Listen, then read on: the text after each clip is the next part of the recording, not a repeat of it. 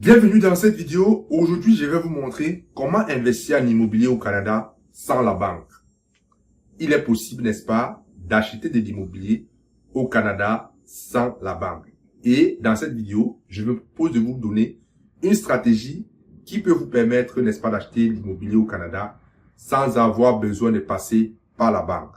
Alors, pour aller droit au but, on appelle l'une des stratégies que vous pouvez utiliser, c'est qu'on appelle le financement du vendeur. OK?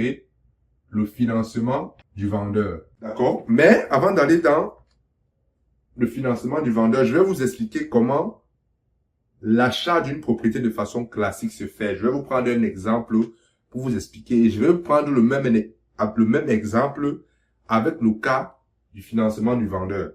Et je vais vous donner quelques avantages et quelques inconvénients qu'il y a, n'est-ce pas, avec cette stratégie. Donc, lorsque vous entendez les gens sur Internet dire investir sans argent, c'est aussi ça une stratégie. D'accord? Vous pouvez investir sans argent, vous pouvez, bref, je ne vous en dis pas plus. Ça, ce sont des choses qu'on partage dans des formations payantes. Je vais vous donner ça gratuitement. Le but ici, c'est de vous, pour ceux qui veulent investir et qui pensent que c'est impossible, c'est d'essayer de vous mettre cette idée dans la tête de façon à ce que lorsque vous allez vous lancer effectivement, que vous sachiez que ça existe et que vous pouvez l'appliquer à votre tour pour, n'est-ce pas? Moi, je l'ai déjà appliqué. C'est pour ça que je vous l'explique. Moi, je l'ai appliqué et c'est pour ça que je vous l'explique. Donc, lorsque vous voulez acheter une propriété au Canada, lorsque vous voulez acheter, je ne sais pas, vous voulez acheter une maison, d'accord? Vous voulez acheter une maison, vous êtes arrivé, vous êtes content, vous travaillez, vous avez tout ce qu'il faut, vous décidez, ok, je vais acheter une maison. Vous trouvez la maison. Ici, il y a ce que vous avez vous ici l'acheteur. Ici, il y a le vendeur. Admettons que la maison coûte 200 000 $.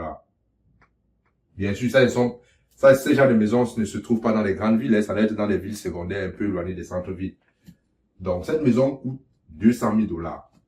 Généralement, pour acheter de façon traditionnelle, vous avez besoin de mettre de façon classique 20%, c'est-à-dire 40 000. 40 000 $, ça vient de vous. C'est ce qu'on appelle la mise de fonds. Et le reste des 160 000, vous allez aller prendre ça, n'est-ce pas, à la banque. Vous allez aller à la banque chercher cet argent. OK? Vous allez aller à la banque chercher cet argent. Et généralement, ici au milieu, il y a ce qu'on appelle le notaire. Donc, qu'est-ce qui se passe généralement? Avec le vendeur, vous avez cette entente. Le vendeur, lui, veut ses 200 000. Le vendeur veut ses 200 000. Vous avez cette entente-là qui va avoir ses 200 000. Donc, ce qui se passe, c'est que lorsque vous avez votre mise de fonds et que la banque accepte de vous financer à 160 000, vous envoyez votre argent chez le notaire. La banque envoie les 160 000 chez le notaire. Et le notaire envoie l'ensemble au vendeur 200 000, généralement 48 heures après que l'acte de vente soit signé.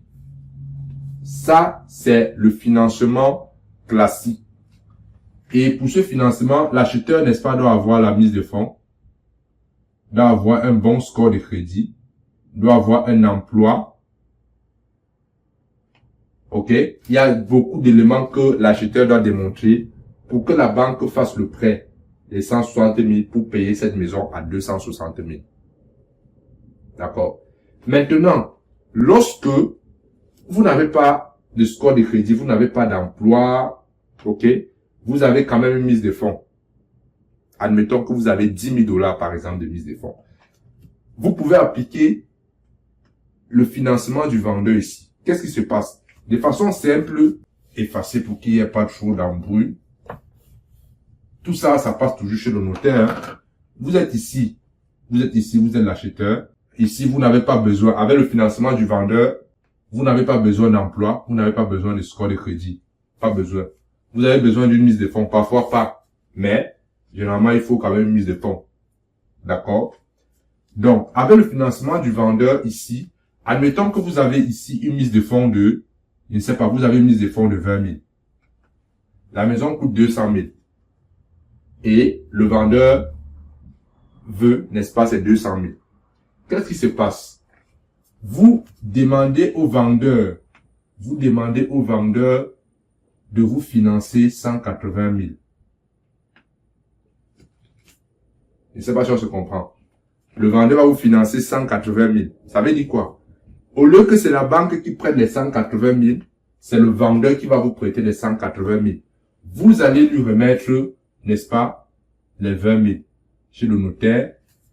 Et chez le notaire, vous allez reconnaître que le vendeur a une hypothèque sur votre maison de 180 000. Ça veut dire que ces 180 000, il y a des conditions qui s'attachent. Il peut vous dire, je te prête 180 000, c'est-à-dire c'est une dette, à, je ne sais pas, 5%, c'est un truc qui se négocie, et qu'au bout de 5 ans, tu vas me rembourser les 180 000. C'est un contrat bien écrit. D'accord? Maintenant, les 5%, si vous avez regardé la vidéo précédente que j'ai fait, vous pouvez décider que c'est en taux simple ou alors c'est en taux amorti. Généralement, c'est à taux simple. Vous prenez 5% de 180 000, vous divisez par 12, c'est l'intérêt que vous allez payer mensuellement. Et à la 5e année, vous remboursez, n'est-ce pas, les 180 000. Voilà aussi simple ce qu'on appelle le financement du vendeur. C'est-à-dire, au lieu d'aller prendre le prêt à la banque, les 180 000, vous prenez plutôt, c'est le vendeur qui vous finance ça. Techniquement, le vendeur va recevoir uniquement votre 20 000 et les 180 000, il va les recevoir après 5 ans, mais vous allez payer les intérêts sur les 180 000 chaque mois jusqu'à l'occurrence des 5 ans où vous allez rembourser 180 000 $. Voilà ce qu'on appelle le financement du vendeur. Tout simplement. Généralement, pour que cette stratégie marche, il faut que le vendeur n'ait pas de banque, qu'il n'y ait pas de banque dans l'affaire. C'est-à-dire qu'il ne faut pas que le vendeur ait une dette sur la propriété. Il faut que la propriété soit libre de dettes. Parce que généralement, peut-être le vendeur, lui, lorsqu'il a acheté la propriété, il a pris une hypothèque avec une banque. S'il n'y a plus de banque, vous pouvez appliquer cette stratégie. Et il faut aussi chercher à comprendre, est-ce que le vendeur a besoin de tout son argent là, aujourd'hui? S'il n'a pas besoin de tout son argent, il n'a pas de souci, il veut quand même vendre.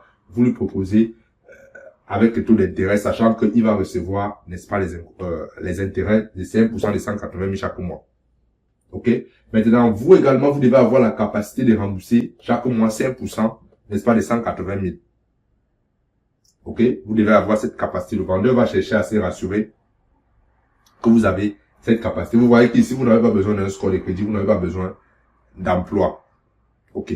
Donc, l'inconvénient ici, c'est que si vous ne remboursez pas, vous ne respectez pas les paiements d'intérêt, vous perdez vos 20 000 et tous les intérêts que vous avez payés, vous perdez et le vendeur récupère la maison. Par contre, si vous payez normalement et au bout de 5 ans, vous remboursez les 180 000, ben, vous êtes gagnant dans l'affaire. Généralement, je vous conseille de faire cette stratégie lorsque vous avez une porte de sortie. Par exemple, vous achetez la maison à 200 000 et que sa réelle valeur, par exemple, c'est 300 000. Vous savez que vous allez peut-être faire des travaux là et au bout de 5 ans, la maison va valoir 350 000. Vous remboursez les 180 000. Avec les intérêts encourus, vous faites la différence, vous allez voir que vous aurez le profit. Donc, il faut vraiment bien faire vos calculs. Généralement, même si la maison, le vendeur demande 200 000, vous pouvez lui dire, je te donne 220 000. À condition que tu me finances la propriété. Avec ces chiffres aussi, vous savez que vous allez ramener la propriété à 350 000 dans 5 ans. Ben, ça vaut la peine. Quand je dis en 5 ans, ça peut être que la propriété à l'heure où vous achetez vaut déjà 350 000. Ok? Mais pour ça, vous devez connaître comment ça marche, vous devez connaître. Donc, voilà la petite capsule que je voulais vous montrer pour ceux-là qui, n'est-ce pas? Mais c'est sûr, ça c'est pas, je veux pas dire débutant parce que j'ai vu des débutants faire cette transaction. Ma transaction que j'ai faite sur un terrain, c'était sage. Je n'avais pas encore plusieurs propriétés. Mais je l'ai quand même fait et voilà. Donc, vous pouvez également l'appliquer. Il suffit juste simplement d'avoir le courage, poser des questions et demander. Si vous ne demandez pas, vous n'obtiendrez rien. J'espère que vous avez aimé la vidéo. Dites-moi ce que vous en pensez de la stratégie. Si vous connaissez d'autres stratégies, j'attends vos commentaires dans, n'est-ce pas, l'espace de commentaires.